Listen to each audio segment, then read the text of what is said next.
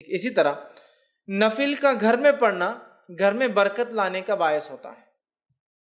بہت سارے لوگ بولتے ہیں تنگ دستی ہے، پریشانی ہے نا، برے حال ہے، برکت نہیں ہے، برکت چھن گئی، وقت کی برکت، کھانے کی برکت، اولاد کی برکت، ہر چیز کی برکت چھن گئی ہے۔ یہ چیز کی گارنٹی یا یہ چیز کی گواہی تو ہم سب دیں گے، آج برکتیں چھن گئی ہیں، بہت ساری برکت یاد رکھی۔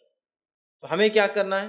اس بات کو سمجھنا ہے کہ نفل نماز گھر میں برکت لانے کا ایک ذریعہ ہے۔ آئیے حدیث اس طرح سے کہ نبی اکرم صلی اللہ علیہ وسلم فرماتے ہیں، صحیح مسلم کی روایت ہے، اور جابر رضی اللہ عنہ حدیث کے راوی فرماتے ہیں اور کہتے ہیں، تم میں سے آپ صلی اللہ علیہ وسلم فرمایا، وہ کہتے ہیں آپ نے فرمایا، تم میں سے کوئی شخص جب مسجد میں نماز پڑھے تو اپنی نماز کا کچھ حصہ اپنے گھر کے لیے بھی رکھے، کیونکہ گھر میں کچھ نماز ادا کرنے سے اللہ تعالیٰ گھر میں خیر و بھلائی کو لاتا ہے، خیر کو لاتا ہے، برکت کو لاتا ہے۔ آپ سے کیا فرما رہے ہیں؟ تم میں سے ہر شخص پوری نماز یہاں نہ پڑھ لے، کچھ نماز کو باقی رکھے، اور کہاں جا کے پڑھے؟ گھر جا کے پڑھے۔ یہ کس کو کہا جا رہا ہے؟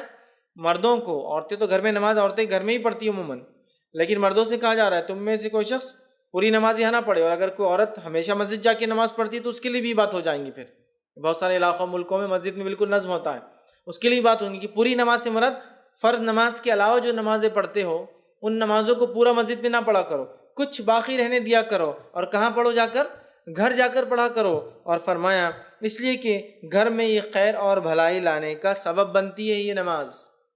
تو گھر میں خیر اور بھلائی آتی ہے۔ اب ان لوگوں کے گھر کا کیا لوں گا جو نہ فرض پڑھتے ہیں، تو نفل تو بات کی بات ہوئی نا۔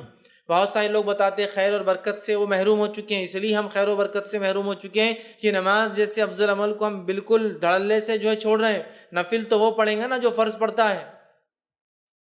تو آج فرض کا کیا حال ہے؟ کتنے فرض مسلمان نماز پڑھ رہے ہیں مجھے بتانے کی بہرحال ضرورت نہیں ہے، زیادہ